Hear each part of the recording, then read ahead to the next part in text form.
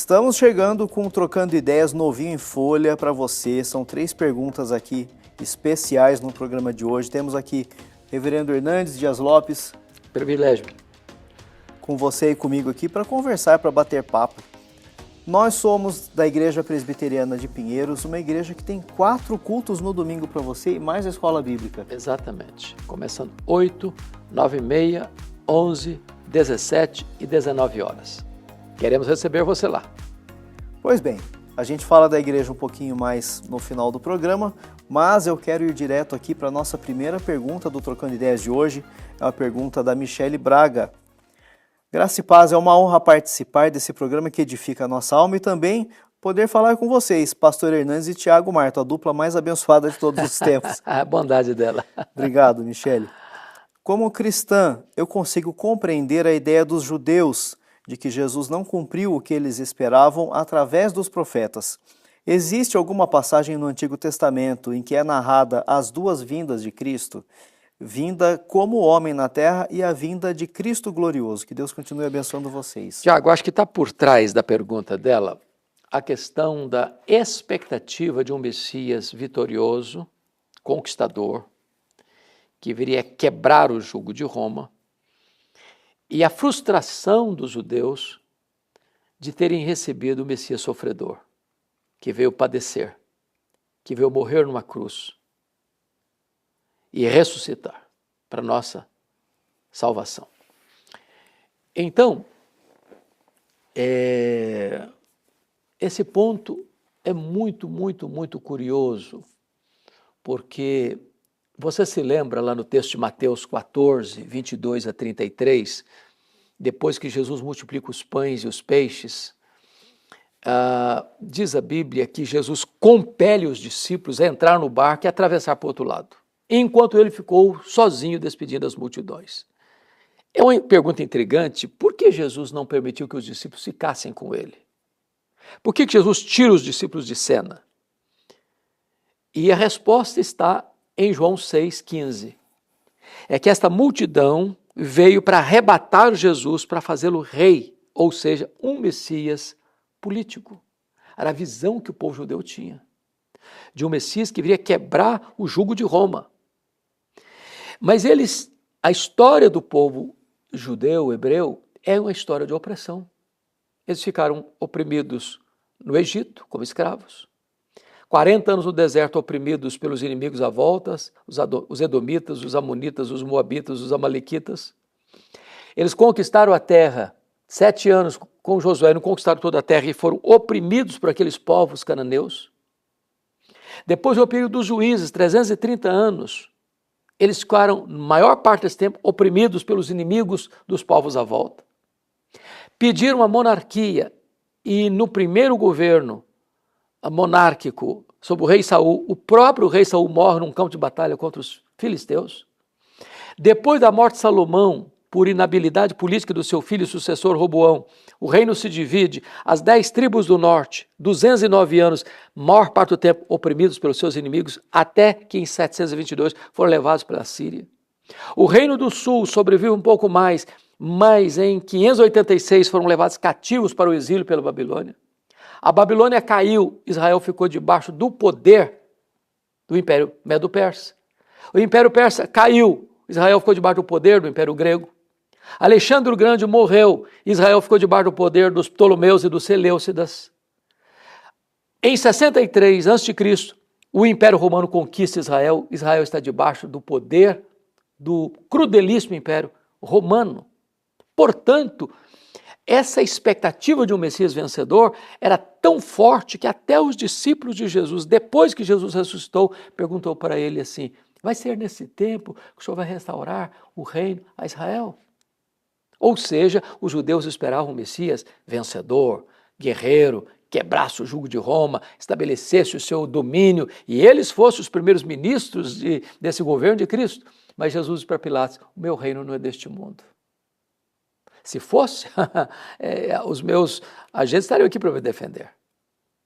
Não é geográfico, não é político, é o governo dele no nosso coração.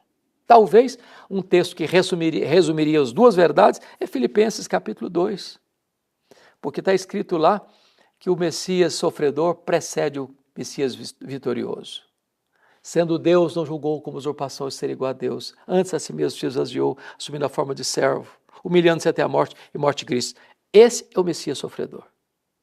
Pelo que também o Pai o exaltou sobremaneira, ele deu o nome que está acima de todo nome, para que o nome de Jesus se dobre, todo o joelho, nos céus, na terra, debaixo da terra, e toda língua confesse que Jesus Cristo é o Senhor, para a glória de Deus Pai. Esse é o Messias vitorioso.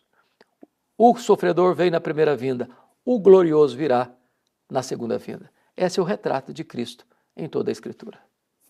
Você acabou de ganhar uma aula de panorama bíblico com o reverendo Hernandes. Que incrível, pastor. Muito obrigado, viu? Amém. Karen Silva, pastor, eu sou recém-convertida, passei anos da minha vida no catolicismo e a minha dúvida é, por que eu não posso mais fazer o sinal da cruz em nome do Pai, Filho e Espírito Santo?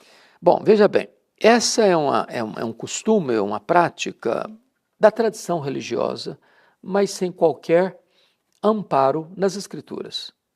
Então, como cristão, ele tem a Bíblia como a sua única regra de fé e prática, e não há qualquer texto da Bíblia que me leve, ou me ensine, ou me recomende, ou me requeira essa prática, eu não devo usar. É apenas uma prática religiosa criada pelos homens, que foi adotada por tantos ao longo dos séculos, mas não tem amparo nas Escrituras. E o que não tem amparo nas Escrituras, não devo incorporar como prática da minha vida cristã. Acho que é isso. Vamos para o próximo assunto, então, com a pergunta da Fátima Maria. Olá, pastor Hernandes e Tiago, a minha dúvida é, eu estava orando na igreja com um grupo de 5 mulheres e, de repente, a pastora e mais uma mulher começaram a rir sem parar, rindo de uma forma que até atrapalhou a oração.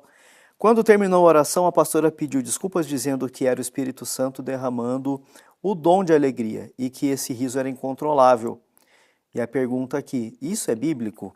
Não creio que para ter alegria precise rir desse jeito e eu gostaria que o senhor esclarecesse, por favor. Ô Tiago, obrigado pela oportunidade de trazer esse assunto aqui. É preciso alertar mesmo, isso não tem a ver com o Espírito Santo, não. Por quê? O Espírito Santo, quando ele age dentro do controle. Os dons, não, Paulo diz lá em 1 Coríntios 14, não são estáticos, não é êxtase. O que é um êxtase? É uma coisa que a pessoa vem, ela faz, e ela não tem controle do que faz, e aquilo está descontrolado. Paulo diz que não, o profeta tem domínio, tem controle. Aliás, o fruto do Espírito é domínio próprio. Essa onda surgiu fundamentalmente lá em Toronto, na igreja do aeroporto. E eu estive lá para verificar em loco esse fato. Na época, as pessoas riam, davam gargalhada, às vezes as pessoas caíam e ficavam no chão, acordadas, ficavam dormindo lá, como se fosse inconsciente, depois levantavam e iam embora. E eu estive lá para ver, para verificar isso.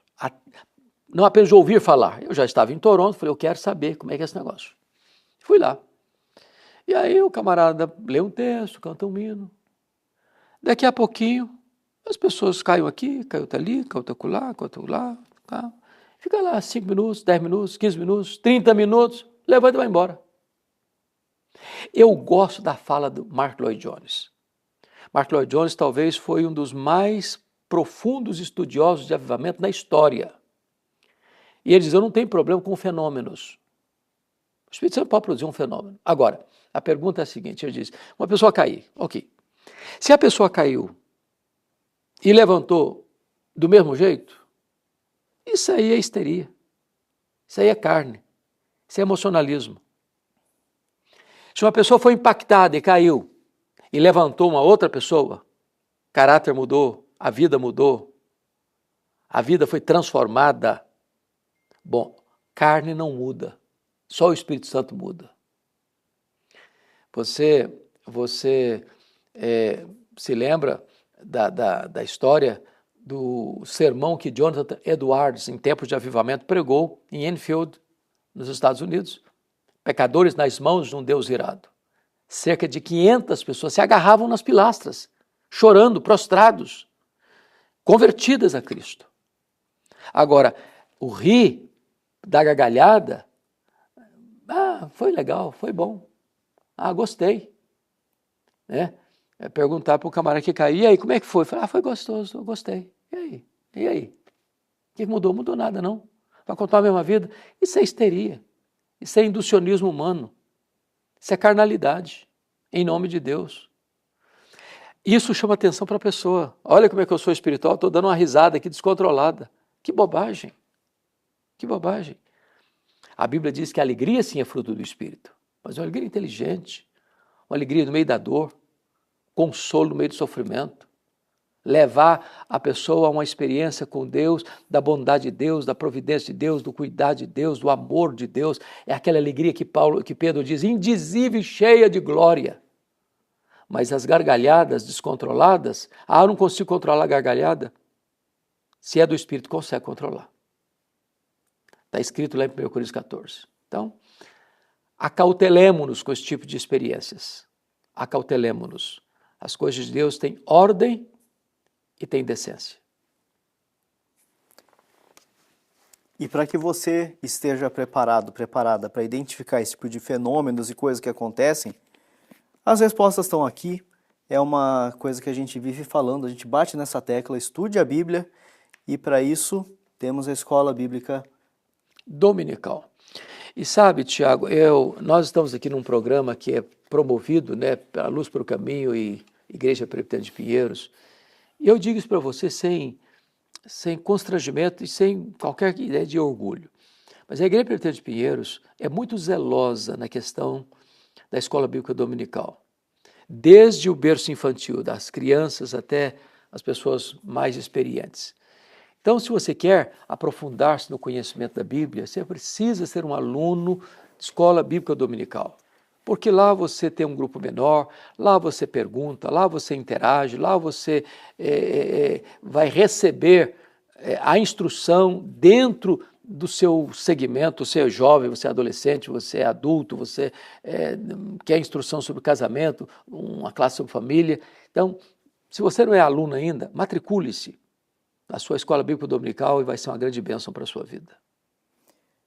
A igreja está na Avenida Doutora Ruth Cardoso, 6.151. Estamos em Pinheiros, do lado da Ponte Cidade Universitária. Você que é de São Paulo, para você se localizar, venha até a igreja e participe com a gente da Escola Bíblica, também de cultos, né, que nós temos no domingo, como a gente falou no começo do programa. Você estando longe de São Paulo, acompanhe online. Tem como você assistir toda a programação pela IPPTV, direto aqui no YouTube, certo? Esse foi o Trocando Ideias de hoje.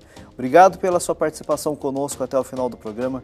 A gente espera que você volte no próximo Trocando Ideias e que Deus abençoe a sua vida. Amém. Um grande abraço a todos vocês.